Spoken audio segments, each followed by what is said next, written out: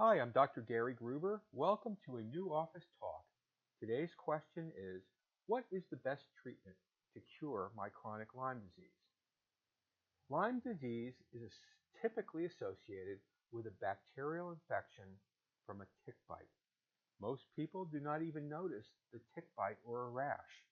Nevertheless, the typical treatment for eliminating the infection is one or more treatments with antibiotics. Unfortunately, in the majority of cases that we see in our office, antibiotics make the condition worse. Chronic Lyme is not merely a bacterial infection. The underlying condition of chronic Lyme is that the immune system is overwhelmed and dysfunctional. In most cases, a patient's immune system is not suppressed or deficient, but rather the immune system is simultaneously hypoactive and hyperactive. For example, a patient with chronic Lyme may have seasonal allergies and food sensitivities, indicating an overactive immune system. At the same time, there may be sinus infections, frequent colds, enlarged lymph glands, and strep throat suggesting an underactive immune system. Once the symptoms progress further, a hyperactive patient may be diagnosed with an autoimmune condition such as rheumatoid arthritis, multiple sclerosis, fibromyalgia, or lupus. Likewise, the hypoactive immune system may result in cardiovascular disease or cancer.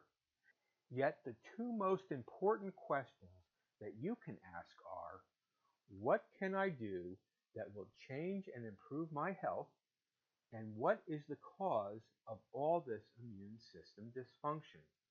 The answers to all your questions may be found in understanding this very basic principle of natural healing. Removing the obstacles is the fundamental action that allows your body to naturally find balance and healing. Obstacles are hurdles or blocks to healing your chronic Lyme. All obstacles have a direct or indirect influence on the immune system because they are a source of stress. Any stress on the body may influence the immune system and become an obstacle to healing. In order to heal chronic Lyme disease, the obstacles must be removed. So let's go through the 10 categories of influences or stressors one by one with some examples of the obstacles. Number 1, infections such as Epstein-Barr, herpes virus, bacteria such as Borrelia burgdorferi, parasites such as Candida and Giardia, normal gut flora that has become imbalanced. This category also includes chronic low-level focal infections from root canals, periodontal disease, and tooth extractions. Number 2, man-made chemicals. This category includes such things as paint thinners, pesticides, herbicides, pharmaceutical drugs, and heavy metals like lead, mercury, and cadmium. Influencer number 3, lifestyle. Smoking, drinking alcohol, recreational drugs, little or no exercise, lack of fresh air, lack of sunshine, poor diet, and pregnancy.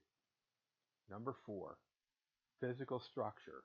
This category includes biomechanical problems like scoliosis or TMJ, obstructions of the airway, scar tissue from trauma or surgery. Number 5, physiology, poor absorption of nutrients, an acidic diet, too much protein or too little fatty acids, food allergies and sensitivities, disturbed circadian rhythms. Number 6, natural toxins.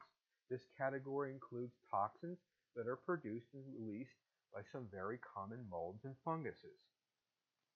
Number 7, bacterial inhalants. These include molds and seasonal pollens.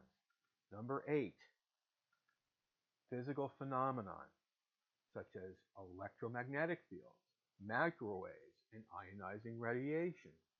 Number 9, hormones. This category includes imbalances of steroidal hormones such as cortisol, DHEA, testosterone, and estrogens.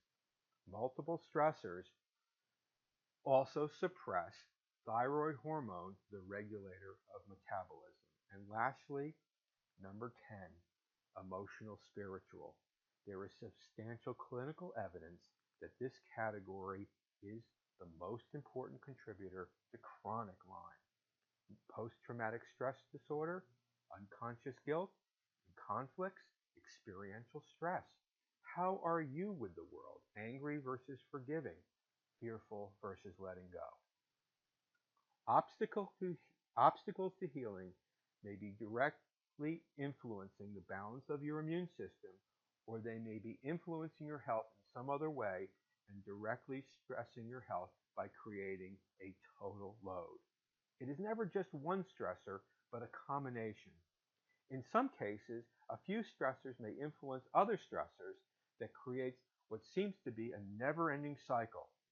Since each person is unique, personal investigation is necessary to uncover the obstacles that are influencing the dysfunctional immune system and remove them from the total load. In summary, there are 10 broad categories of influences or stressors, and each category contains multiple obstacles to healing. Each category should be investigated. In our clinic, we use diagnostic tools like regulation thermography and 24-hour heart rate variability. These tools help us understand a patient's unique immune system dysfunction and tailor personalized and prioritized treatment plans that may be periodically assessed for effectiveness. And lastly, take control and be proactive. Methodically remove the obstacles to healing. Thank you for your questions. For more information about treating chronic Lyme and other conditions, please visit our website at www.drgruber.org.